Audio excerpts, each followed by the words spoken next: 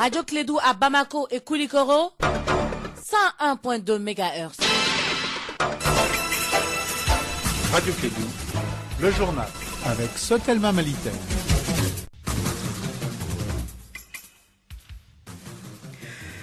Nous sommes aujourd'hui 11 juin 2015. Bonjour à tous et bienvenue dans ce journal. Au sommaire, un gendarme tué, 2 personnes blessées parmi les forces armées maliennes, des véhicules et motos brûlés. C'est le bilan de l'attaque qui s'est déroulée tôt dans la matinée du mercredi 10 juin contre une localité malienne du sud. Une vaste opération de ratissage est en cours afin de mettre les 10 criminels hors d'état de nuit. On parlera également de la gestion des ordures entassées sur les chaussées en cette période de l'hivernage, malgré la présence de l'ozone dans notre capitale. Voici pour vous les titres. Présentation Mariam Kouyati.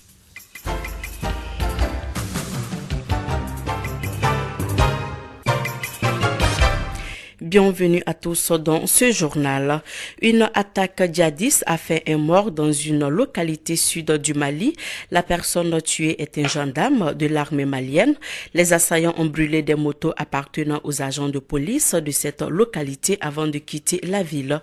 Cette attaque non revendiquée a créé une grande panique chez les populations de Misséni à la frontière Mali-Côte d'Ivoire. Kassim Traoré nous en dit plus. Cette surprenante attaque a eu lieu dans la localité de Misséni, à la frontière avec la Côte d'Ivoire dans le cercle de Kadiolo. Kadiolo qui fait partie de la région de Sikasso. Tôt ce matin, des djihadistes lourdement armés ont attaqué cette localité aux environs de 2 heures du matin. Ils ont attaqué les détachements de la gendarmerie et le poste de sécurité de la ville. Ils ont aussi brûlé toutes les motos des policiers qui se trouvaient dans cette localité. Un gendarme a été tué. Les djihadistes ont fait cette attaque sans résistance car il n'y avait personne devant eux. Ils ont fait le tour de la ville en faisant des tirs de sommation avant d'implanter des drapeaux noirs à l'intérieur de la ville de Misséni. Selon le maire de Misséni, Nampaga Koulibaly, ces djihadistes étaient au nombre d'une quarantaine. Ils ont quand même créé une grande panique dans la ville qui se trouve à la frontière Mali-Côte d'Ivoire. La question que les habitants se posent est de savoir qui sont ces djihadistes. Cette attaque intervient dans cette partie du Mali après que des autorités ivoiriennes aient déjoué une tentative d'attaque du groupe islamique Boko Haram sur leur territoire il y a de cela 2 semaines.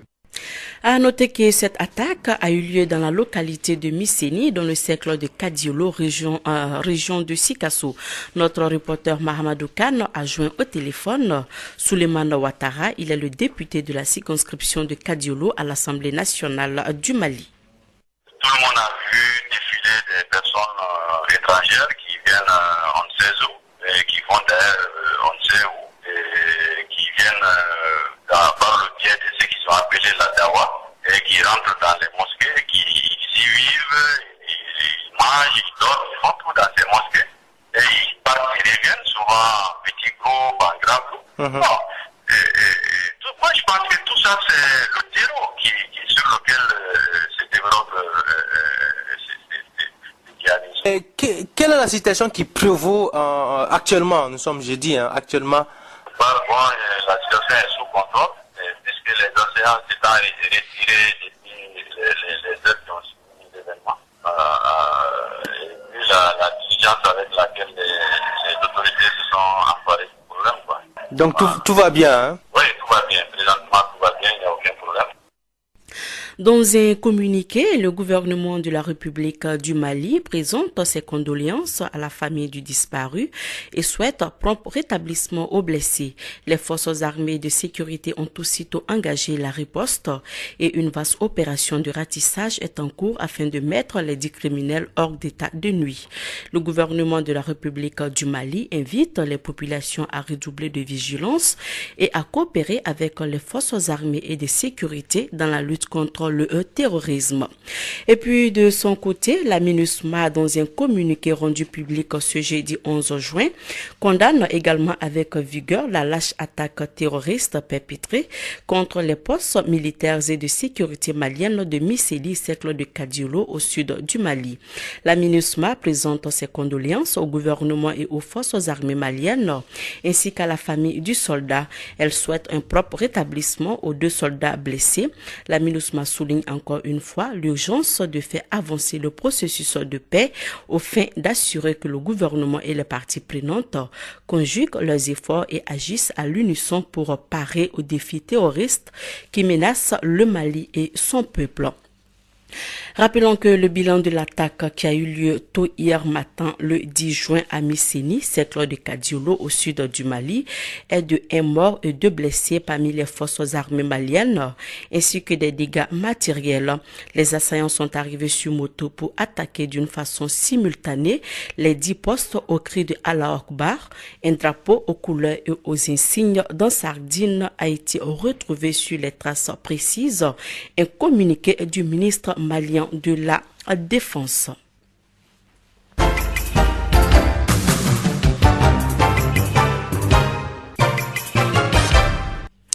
1965-2015, l'Institut français du Mali a 50 ans.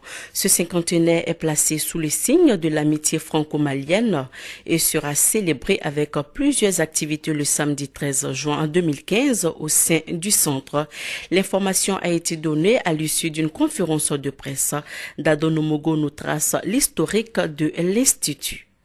Créé en 1965 sous l'appellation du Centre français de documentation de Bamako, l'établissement devient le Centre culturel français CCF en 1979. Il s'installe dans ses locaux actuels en 1983 et 2011 comme tous les établissements du réseau culturel français à l'étranger. Il prend l'appellation d'Institut français du Mali. De cette date à aujourd'hui, que du chemin parcouru au service de la culture. Corinne Mikaeli Muloland, directrice de l'Institut français du Mali. Nous avons su accompagner des artistes sur la scène internationale, des artistes maliens. Nous avons également programmé et fait rencontrer des artistes internationaux avec la scène malienne. Pour continuer sur cette lancée, l'Institut français du Mali ne s'entend pas s'arrêter là. Corinne Mikaeli Muloland, directrice de l'Institut français du Mali. Nous allons poursuivre la programmation de l'Institut français, mettre l'accent sur la création contemporaine, sur les nouvelles technologies aussi, c'est important, et puis le débat d'idées et les invitations d'auteurs. Alors, pour boucler ces premiers semestres de la date anniversaire, une journée festive sera organisée le samedi 13 juin 2015 à l'Institut français. Il y aura à la fois de la danse, de la comédie, il y aura des expositions donc pour les adultes, il y aura exposition peinture, photo et design, il y aura du cinéma, il y aura de la mode, du conte. Ce qui est sûr, 50 ans ça s'est fait. Bonne fête à l'Institut français du Mali. Voilà, Parlons Santé, un projet pour appuyer la santé maternelle, néonatale et infantile au Mali. L'ONG Plan Mali a présenté ce matin le bilan du 10 projets à ses partenaires techniques et financiers. D'un coût global de plus d'1 milliard de francs CFA, le projet est réalisé dans les districts sanitaires de Kita, Kangaba et Baraoulé. Les précisions avec Fatimata Alisha, elle est directrice nationale de Plan Mali. Elle est au micro de André Traoré.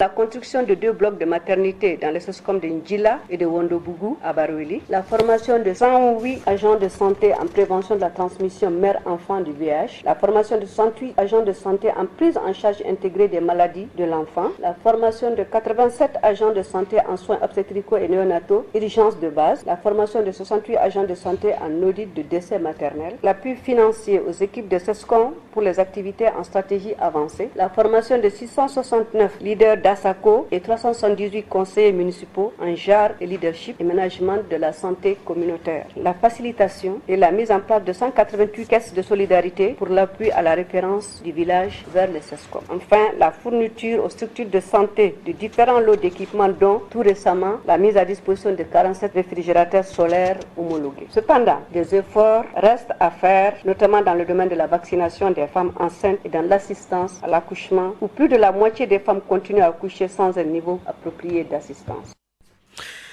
N'oublions pas également que pour être en bonne santé, il faut dormir sous des moustiquaires. La Banque mondiale et PCI Mali ont offert des milliers de moustiquaires à notre pays. L'opération de distribution a commencé depuis le 6 juin et se poursuit dans certaines communes du district de Bamako, plus précisément à Bako-Djikoroni. C'est ce que nous dit Dr Kone Youssouf Karim du CESCOM de Bako-Djikoroni. Il est au micro de Aminata Diallo. La distribution, normalement, c'était du 6 au 10. Mais nous, malheureusement, les lots de moustiquaires, les balles de moustiquaires, nous les avons eu en retard d'une journée. Au lieu de les avoir le vendredi, nous, on a eu nos moustiquaires le samedi. Donc, nous, on a commencé un jour en retard par rapport aux autres SESCOM. On n'était pas le seul, il y a d'autres SESCOM, bien sûr. Mais nous, on a commencé le 7 au lieu du 6. Donc, normalement, nous, on finit le 11, 5 jours de distribution.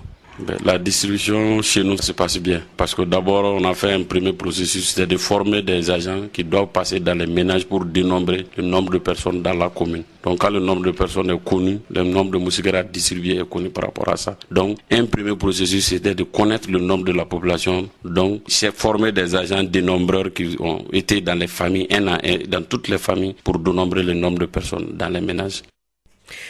Voilà, sur un tout autre plan, force est de reconnaître que Bamako est un peu assaini depuis l'arrivée de l'ozone en Mali. Cependant, le problème de gestion des ordures se trouve toujours au centre des préoccupations, tant au niveau des ménages qu'au niveau des services d'assainissement. Surtout après une forte pluie parsemée de vent, comme celle d'hier soir, les ordures restent entassées sur les chaussées.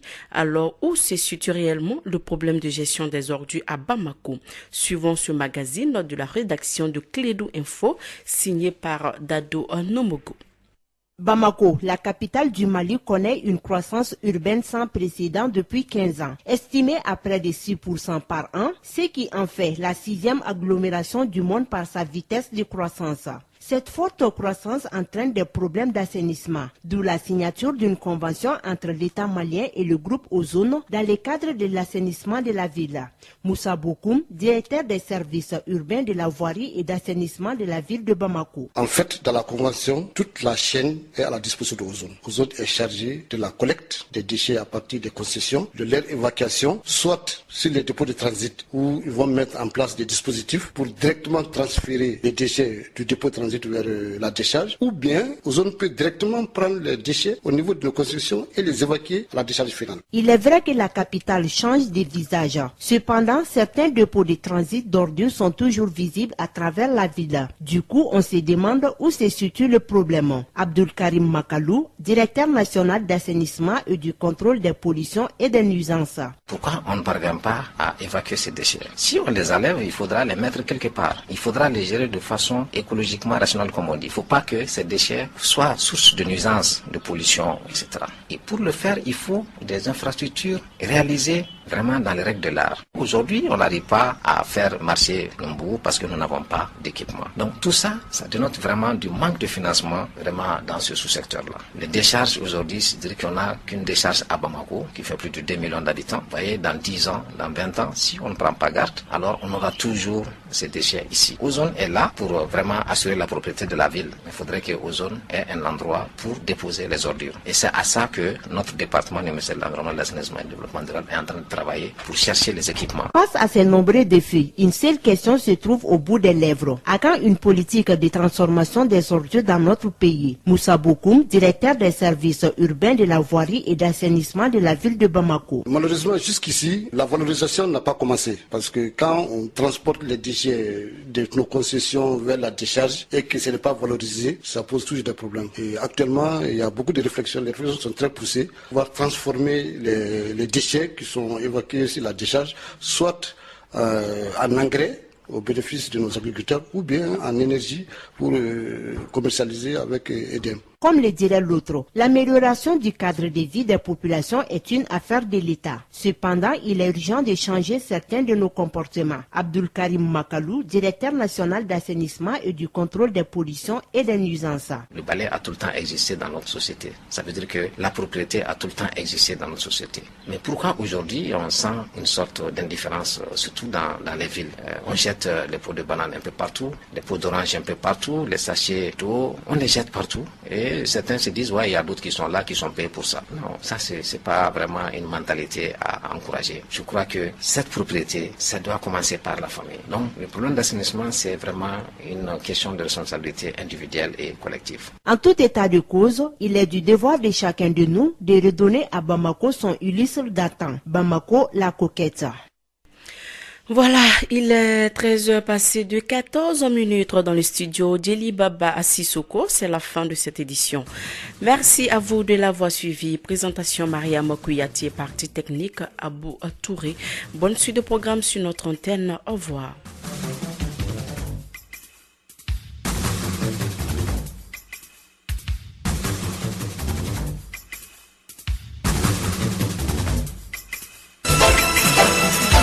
Radio Kédou, le journal avec